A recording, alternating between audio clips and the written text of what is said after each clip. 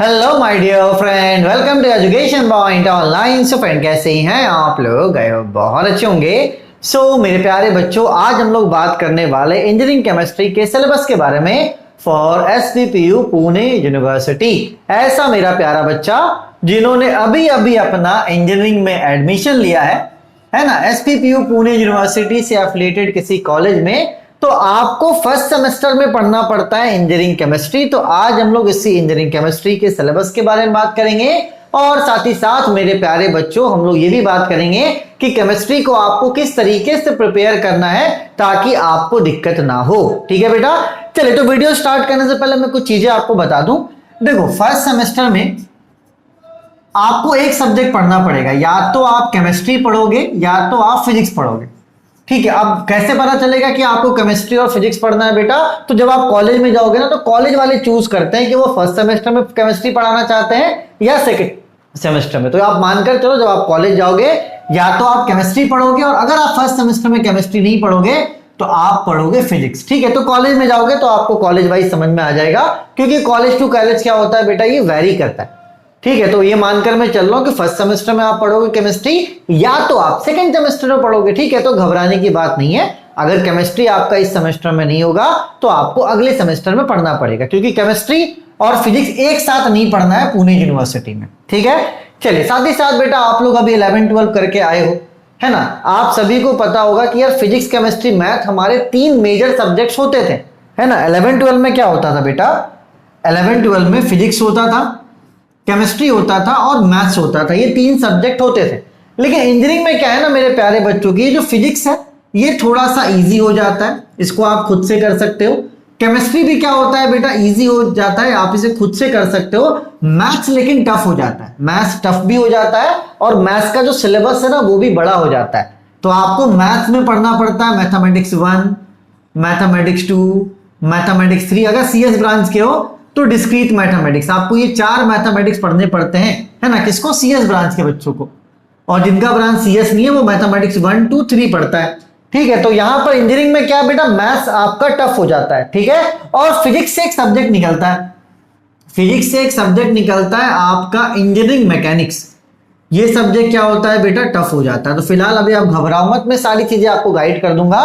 बस मैं आपको इस वीडियो के माध्यम से ये बताना चाह रहा हूं कि फिजिक्स और केमिस्ट्री इजी हो जाता है, आप उससे सेल्फ प्रिपेयर कर सकते हैं। बाकी सब्जेक्ट के भी जो वीडियोस है बेटा लिंक डिस्क्रिप्शन पे है, आप सब्जेक्ट बाय सब्जेक्ट जाके चेकआउट कर सकते हो कि कौन से सब्जेक्ट को किस तरीके से टैकल करना है। ठीक है, चलिए तो वीडियो पे वापस लौटते हैं बेटा। आज हमारा सब्जेक्ट क्या है? आज हमारा सब्जेक्ट है केमिस्ट्री, जो कि बहुत ही ज्यादा ईजी है। ठीक है, चलिए इसके सिलेबस को जानते हैं मेरे प्यारे बच्चों।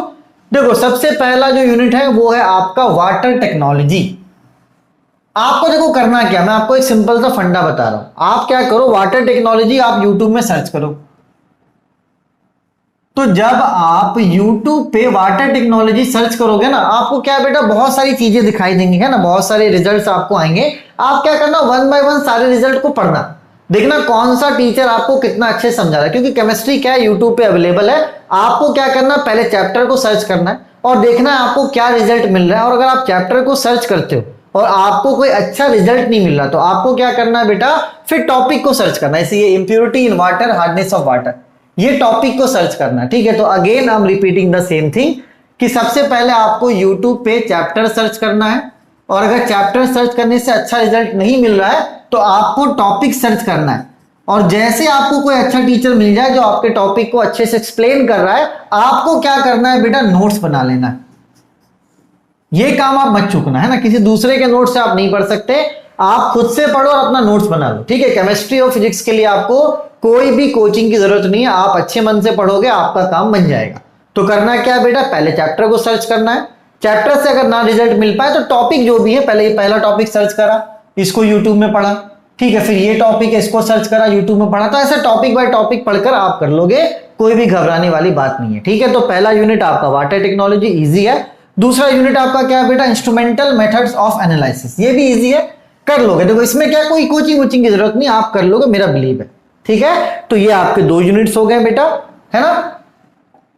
चलिए तीसरा यूनिट क्या है बेटा आपका, इंजीनियरिंग मटेरियल्स। ये भी इजी है, यहां भी सारे टॉपिक्स मैंने लिखवा दिए बेटा, आप चाहो तो स्क्रीनशॉट ले लो, टॉपिक बाय टॉपिक यूट्यूब में सर्च करके पढ़ो, कभी भी कोई भी दिक्कत आपको होने वाला नहीं है, ठीक है।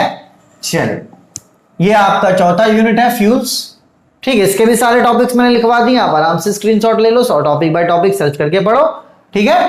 चलिए अब आते हैं स्पेक्ट्रोस्कोपिक टेक्निक्स में, है ना। यूनिट नंबर 5 में 2 पार्ट है, एक पार्ट ए और एक पार्ट बी, इतना कर लो, यही आपका पूरा क्या है बेटा सिलेबस, ठीक है।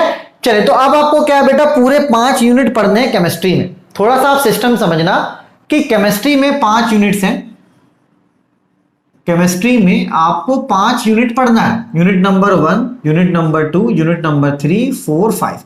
अब एक बात समझना बेटा, यूनिट नंबर 1 और 2 का जो एग्जाम है ना, ये आप जैसे एडमिशन लोगे, एडमिशन के ठीक 1 मंथ के बाद आपका एग्जाम हो जाएगा, जिस एग्जाम का नाम है इन सेमेस्टर, क्या बोलते हैं इसको, इन सेम बोलते हैं, जो कि होता है बेटा 30 मार्क्स का। तो अगर आपने पुणे यूनिवर्सिटी में एडमिशन ले लिया है, भले आपके कॉलेज स्टार्ट हुए चाहे नहीं हुए हो बेटा, लेकिन आपको क्या करना है, यूनिट नंबर 1 और 2 अभी से प्रिपेयर करना है, स्टार्ट कर देना है, ठीक है। आप क्या करो बेटा, यूनिट 1 और 2 स्टार्ट कर दो, क्यों, क्योंकि जैसे आप कॉलेज में जाओगे ना, 1 से 1.5 महीने के बाद आपका एग्जाम हो जाएगा, और वो होगा आपका इन सेम एग्जाम, जो कि 30 मार्क्स का होता है, ठीक है। और जैसे आपका इन सेम हो जाएगा, उसके ठीक 3-4 महीने बाद आपका एंड सेमेस्टर होता है, उसके बाद 3, 4, 5 यूनिट का आपका एग्जाम होगा, ठीक है। इस एग्जाम का नाम क्या है बेटा, इस एग्जाम का नाम है एंड सेमेस्टर, मतलब आप आपका सेमेस्टर क्या हो जाएगा, खत्म हो जाएगा।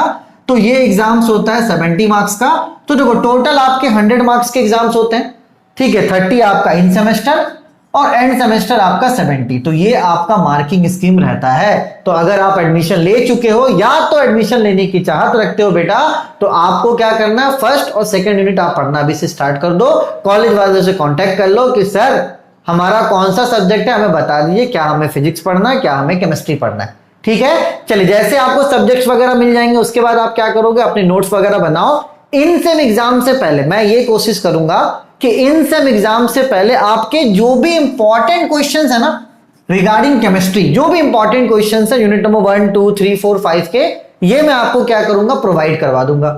इससे फायदा क्या होगा बेटा, इससे फायदा ये होगा कि आपको परेशान नहीं होना पड़ेगा, आपको सारे इंपॉर्टेंट क्वेश्चंस मिल जाएंगे, तो आप उन्हीं क्वेश्चंस को करके जाओगे एग्जाम में, तो आपके अच्छे मार्क्स भी आ जाएंगे।